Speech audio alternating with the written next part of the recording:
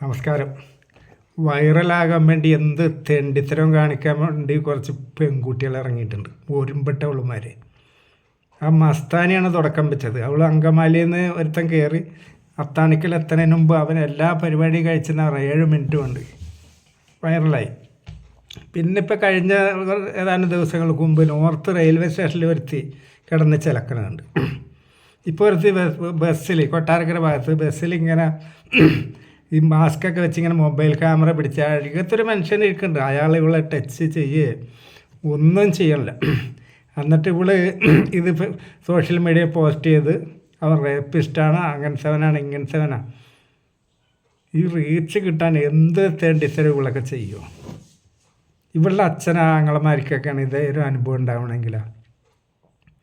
ഇവൾക്കൊക്കെ നല്ലത് കൊത്തി മെട്രോൻ്റെ അടിയിൽ പോയി നിൽക്കണതാണ് പൈസ ഉണ്ടാക്കാനാണെങ്കിൽ. അല്ലെങ്കിൽ ബസ് സ്റ്റാൻഡിൽ പറ്റും.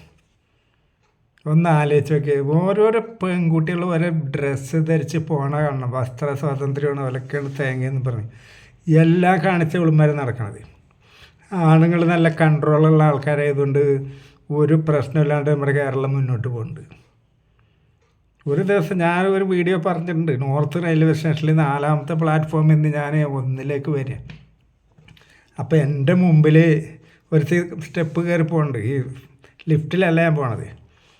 അപ്പോൾ ഇവളുടെ ചുരിദാറിൻ്റെ ടോപ്പ് പൊങ്ങി നിൽക്കണം. അവളുടെ ബാക്ക് പാക്ക് ഉള്ളതുകൊണ്ട് ഒരു വൈറ്റ് കളറ് ട്രാൻസ്പെറൻ്റ് ആയിട്ടുള്ള പാൻറ്റായിട്ടാണ്. അതായത് അടിയിലുള്ളതൊക്കെ കാണാം, ഫ്രെയിം ചെയ്ത് വെച്ച പോലെ. വേറെ ആരുമില്ല. അപ്പോൾ ഞാൻ പറയും, മോളെ നിൻ്റെ ഡ്രസ്സ് പ്രോപ്പറല്ല, അതൊന്ന് ശരിയാക്കി പറയും. ഇവളുടെ തിരിഞ്ഞിട്ട് എന്നോട് പല്ലിളിച്ചൊക്കെ കാണിക്കണ്ട. ഏതാണ്ട് അവളുടെ തുണി ഞാൻ പൊക്കിയ പോലെ അടിച്ച് റെയിൽമൊക്കെ തള്ളിയിടാനാണ് തോന്നിയത്. ഒരു നല്ല കാര്യം പറഞ്ഞു കൊടുത്താൽ വേറെയുള്ള ആൾക്കാരുടെ ഇടയ്ക്ക് പോകണേന് ഒന്ന് ശരിയാക്കിയാൽ പോരെ നോക്ക്. അപ്പോൾ ഇവൾ മനഃപൂർവ്വം പൊക്കി വെച്ച് നടക്കുകയാണ്. ഇതൊരു മാനസിക രോഗമാണ്. സ്ത്രീകൾക്ക് പ്രത്യേകിച്ച് എക്സിബിഷനിസം എന്ന് പറഞ്ഞാൽ ചില ചേട്ടന്മാർ ബസ് സ്റ്റോപ്പിലൊക്കെ ഒഴിഞ്ഞ് നിന്ന് പെൺകുട്ടികളുടെ ഈ ആയുധം കാട്ടി സായുജ്യടവില്ലേ. ഇതങ്ങനെയല്ല, ഫുൾ ഓപ്പൺ, എല്ലാവരും കാണിച്ചിങ്ങനെ നടക്കുകയാണ്. ഈ സാധനമൊക്കെ എല്ലാ പെണ്ണുങ്ങൾക്കും ഉണ്ട്. ഇവർ കാണിച്ചോട്ടെ. എന്നിട്ട് ഇവരുടെ അടുത്തൊരു മനുഷ്യൻ മാന്യമായിട്ട് ഇവള് കൈ ഇങ്ങനെ പിടിച്ചേക്കണം. എനിക്ക് ഇതിലൊക്കെ കൈയിട്ടോ എന്നുള്ളതിൽ അയാളങ്ങോട്ട് മൈൻഡ് ചെയ്യില്ല. എന്നിട്ട് അയാളുടെ മുഖം ബ്ലർ ചെയ്ത് വെച്ചിട്ടുണ്ട്. ഒരു സേവനം. എന്നാൽ ആ മനുഷ്യനെ കൊട്ടാരക്കര റൂട്ടിലെ ബസ്സൊക്കെ ആകുമ്പോൾ അയാളെ മനസ്സിലാവുന്നവർക്ക് മനസ്സിലാവൂലേ. വൃത്തിയായിട്ട പാഴ്ജന്മങ്ങൾ. ഏത് നേരത്താണ് ഇവളൊക്കെ ഉണ്ടാക്കാൻ തോന്നിയതെന്ന് എനിക്ക് റീച്ച് ഉണ്ടാക്കാൻ നടക്കണം. ഇപ്പോൾ തീവണ്ടിക്ക് ചുമന്ന ലൈറ്റ് കാട്ടി വണ്ടി നിർത്തി എന്നൊക്കെ പറഞ്ഞാൽ അത് പിള്ളേരാണ്. ഇവൾ അത്ര വലിയ ഉള്ള കുട്ടിയൊന്നുമല്ല. ഇവളുടെ റീൽസ് ആൾക്കാരിങ്ങനെ നോക്കണ്ടേ, എന്തോ വിലക്കാണ് അവളുടെ റീൽസ്, ആരും മൈൻഡ് ചെയ്യണില്ല. അപ്പോൾ ഇങ്ങനെ എന്തെങ്കിലും ചെയ്തൊന്ന് മുന്നിക്ക് കയറി വരാമെന്ന് വിചാരിച്ചതാണ്. ഇവളുടെ വീട്ടുകാരെ പറഞ്ഞാൽ മതി, അല്ലാണ്ട് വേറൊന്നുമല്ല. ഒരു മനുഷ്യൻ, അവളുടെ അച്ഛൻ്റെ അച്ഛനോ അല്ലെങ്കിൽ ആങ്ങളമാർക്ക് ഇതൊരു ഗതി വരണം. ഇങ്ങനെ കുറേ സാധനങ്ങൾ ഇറങ്ങിയിട്ടുണ്ട് സ്ത്രീത്വത്തെ അപമാനിച്ച്. എന്തോ വിലക്കാണ് ഈ നിയമമൊക്കെ ആരെഴുതി ഉണ്ടാക്കിയതാണ്. എനിക്ക് അതാണ് മനസ്സിലാകാത്തത്. നിയമങ്ങൾ എന്തിനാണ് വേണ്ടത്? നമ്മൾക്ക് സംരക്ഷണം സുരക്ഷിതത്വം കിട്ടാനാണ്. ഇത് ആണുങ്ങൾക്കൊരു സെക്യൂരിറ്റി ഇല്ല എന്ന് പറഞ്ഞാൽ, ഇപ്പം സത്യം പറയാം, ഈ ട്രെയിനിലൊക്കെ കയറിക്കഴിഞ്ഞാൽ ഏതെങ്കിലും പെൺകുട്ടി അടുത്ത് വന്നിരുന്നാലുണ്ടല്ലോ ഒരു ബോംബിൻ്റെ അടുത്തിരിക്കണ പോലെ ഭയമാണ്. ഇവൾക്ക് എപ്പോഴാണ് ഇളകണമെന്ന് പറയാൻ പറ്റില്ല. നമ്മളൊന്നും ചെയ്യണ്ട, ഇളകിക്കോളും, വൈറലാക്കി കളയും. പാഴ്ജന്മങ്ങൾ.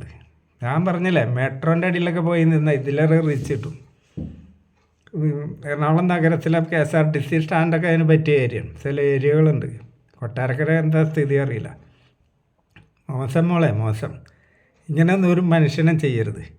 അവൾ മാസ്കൊക്കെ വെച്ച് ഇരിക്കണ കണ്ടാൽ അവളുടെ മനസ്സിൽ എന്നെ കയറി പിടിക്കച്ചേട്ടാ, എന്നെ കയറി പിടിക്കച്ചേട്ടാ, കൈ ഇങ്ങനെ വെച്ചേക്കാണ്. ഇവൾക്ക് നിരാശമുണ്ട്. കാരണം അത് മാസ്ക് വെച്ചുകൊണ്ട് നമുക്ക് മനസ്സിലാവില്ല. കാരണം ഇയാൾ എങ്ങനെ ഇവൾ ഇരുന്നിട്ട് അയാൾ തൊടലില്ല. ഇവളുടെ മനസ്സിൽ അയാളൊന്ന് കയറി പിടിക്കണം അവളുടെ ബ്രസ്റ്റിൽ. അപ്പോൾ ഒന്ന് വൈറലാക്കാന്നൊക്കെയാണ് അവളുടെ പ്ലാന്. അതിൽ മൂഞ്ചി കഴിഞ്ഞിട്ട് ഇയാൾ റേപ്പിസ്റ്റാണ്. ബസ്സിൽ യാത്ര ചെയ്യുമ്പോൾ ലേഡീസിൻ്റെ സീറ്റിലല്ല ഇവളുമാരൊക്കെ ഇരിക്കുക.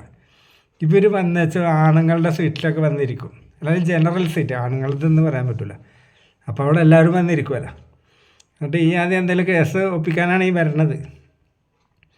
വസ്ത്ര സ്വാതന്ത്ര്യം കഷ്ടം മക്കളെ. ഇവളൊക്കെ ഉണ്ടാക്കിയ ആൾക്കാരെ പറഞ്ഞാൽ മതിയല്ലേ, അവളെ പറഞ്ഞിട്ട് ഒരു കാര്യമില്ലെന്ന് എനിക്ക് തോന്നുന്നത്. നമസ്കാരം.